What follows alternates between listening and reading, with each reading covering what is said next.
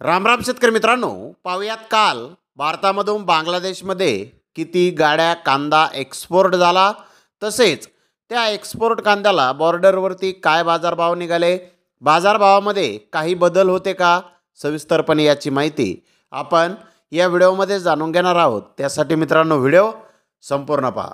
तर मित्रांनो, काल गोजडांगा बॉर्डर येथून 30 गाड्यांची एक्सपोर्ट ही झालेली आहे, तर 6 गाड्यांचा बॅलन्स काल गोजडांगा येथे होता। तर मेंदीपूर बॉर्डर येथून 35 गाड्यांची एक्सपोर्ट ही काल झालेली आहे, तर 7 गाड्यांचा बॅलन्स काल मेंदीपूर बॉर्डर येथे होता। तर मित्रांनो, अशा दोन्ही ठिकाणाहून मिळून टोटल 65 गाड्यांची एक्सपोर्ट ही काल भारतामधून बांगलादेशमध्ये झालेली आहे।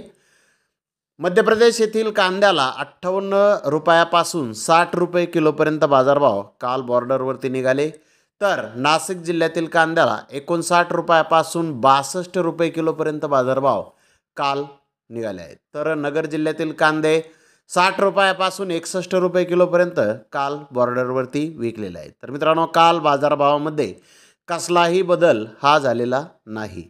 तर धन्यवाद मित्रांनो, आपण माझा व्हिडिओ शेवटपर्यंत पाहिल्याबद्दल। व्हिडिओ आवडल्यास लाईक करा, शेअर करा।